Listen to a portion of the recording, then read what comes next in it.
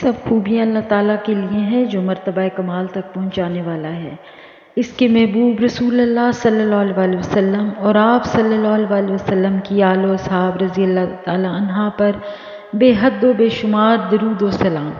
تمام سننے اور دیکھنے والوں کو دعاؤں بھرا سلام۔ Welcome back to my channel. امید ہے آپ سب خیریت سے ہوں گے۔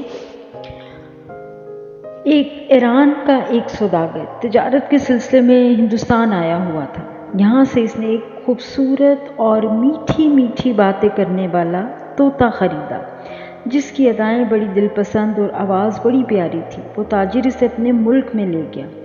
وہ باتیں کر کے نہ صرف تاجر کو خوش کرتا تھا بلکہ ہر عام و خاص کا دل اپنے نغموں سے خوش رکھتا تھا۔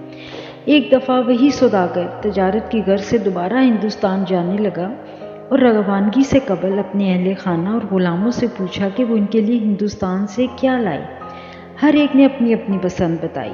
طوطے سے کہا تم بھی بتاؤ تمہاری کیا فرمائش ہے؟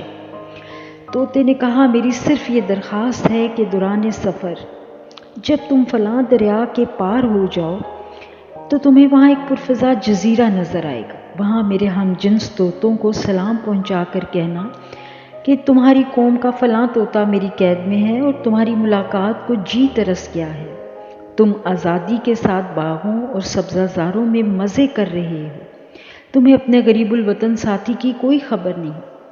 کیا اسی کا نام دوستوں کی وفا ہے کہ میں پنجرے میں پڑا رہا اور تم باغوں میں عیش کر رہے ہو اور انہیں کہنا کہ وہ اپنی آزادی کے بارے میں مشورہ طلب کرتا ہے، ورنہ یہ بھی ممکن ہے کہ تمہاری ملاقات کی حسرت لیے اس دنیا سے رخصت ہو جاؤں۔ یارو یہ کیا انصاف ہے؟ کیا یہی آئین وفاداری ہے؟ سوداگر نے وعدہ کیا کہ وہ تمہارا یہ پیغام تمہارے ہم جولیوں تک پہنچا دے گا۔ سوداگر سفر کرتا ہوا جب ہندوستان پہنچا اور اپنے طوطے کے بتلائے ہوئے پرفضا جزیرے سے گزرنے لگا تو وہاں سے اسے طوطوں کے بولنے کی آوازیں آنے لگیں۔ وہاں اس نے انہیں مخاطب ہو کر کہا اے طوطو، اپنے ایک بچھڑے ہوئے بھائی کا پیغام سن لو جو میرے گھر میں ہے۔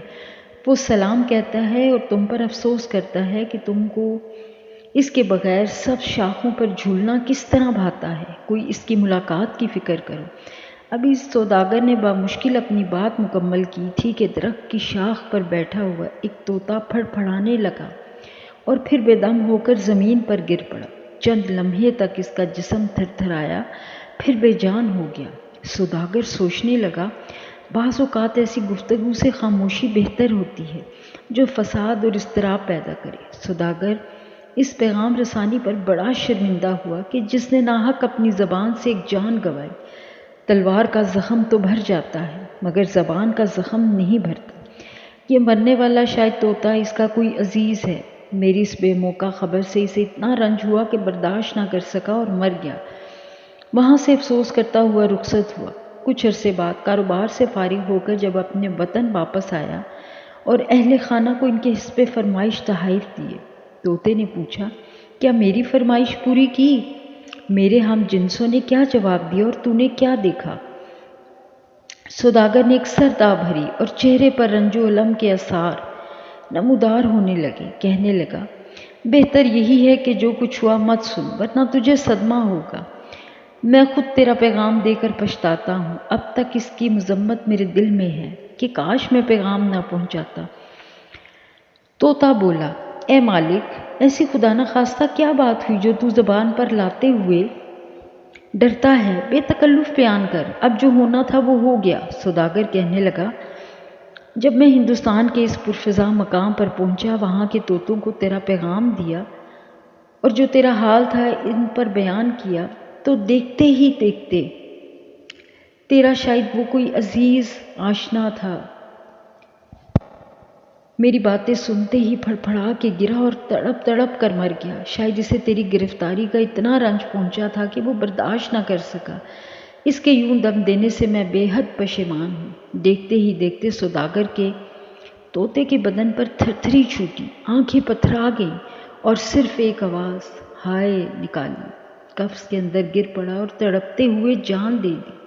سوداگر نے اپنی آنکھوں کے سامنے پیارے طوطے کو مرتے ہوئے دیکھا تو غم سے نڈھال ہو گیا۔ ٹوپی سر سے اتار پھینکی، سینے پہ بار بار ہاتھ مار کر روتا اور یہ کہتا اے خوش بیاں طوطے تجھے کیا ہو گیا؟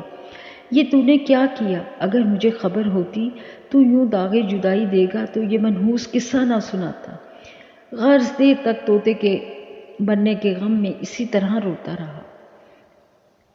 جب خوب دل کی بھڑاس نکال لی تو مرے ہوئے طوطے کو قفس سے نکال کر باہر پھینک دی۔ باہر پھینکنا تھا کہ فوراً وہ طوطا پھر سے اڑ کر درخت کی شاخ پر جا بیٹھا۔ اس مرے ہوئے طوطے نے آزاد فضا میں ایسی اڑان کی جیسے مشرق سے آفتاب ابھرتا ہے۔ سوداگر گزرا ہوا معاملہ بھول گیا، طوطے کی اس حرکت پر حیران اور ششدر رہ گیا اور کہنے لگا، اے چلاک پرندے، یہ کیا ماجرا ہے؟ میرے بلبل، ذرا یہ تو بتا کہ ہندوستان کے طوطے نے تجھے کیا خفیہ پیغام دیا جسے تو بھانپ گیا اور جسے تو میری آنکھوں پر اپنے مکر و فریب کا پردہ ڈالنے میں کامیاب ہو گیا؟ طوطا بولا، میرے بھائی، طوطے نے مجھے سبق دیا اور اپنے عمل سے بتایا کہ میں قید سے کس طرح رہائی پا سکتا ہوں۔ میں نے اس پیغام کو سمجھا اور اس پر عمل کیا۔ اس نے اشارہ یہ دیا کہ نغمہ گوئی اور میٹھی بول چال ترک کر، تو اپنی سحر انگیز آواز کے سبب ہی گرفتار قفس ہوا ہے۔ پھر اس نے میری آزادی کے لیے خود کو مردہ بنایا۔ اے نادان پرندے، ہر کس و ناقص کا دل خوش کرنے والے مردہ بن جا تاکہ قید سے نجات پائے۔ جس کو عالم اشکار حسن عطا ہوا ہے وہ 100 بلاؤں کا ہدف بنتا ہے۔ بہار کے موسم میں بھی پتھر پتھر ہی رہتا ہے، سرسبز و شاداب نہیں ہوتا۔ بس تو بھی اپنے آپ کو مٹا دے اور خاک ہو جا۔ خاک سے سبزہ اور پھول پھوٹ پڑتے ہیں تاکہ تجھ سے بھی لالا اور گل اگے۔ I hope you like my today's video. If you like my video, then kindly share it with your friends and family. See you tomorrow inshallah. Till then, take care. Allah Hafiz.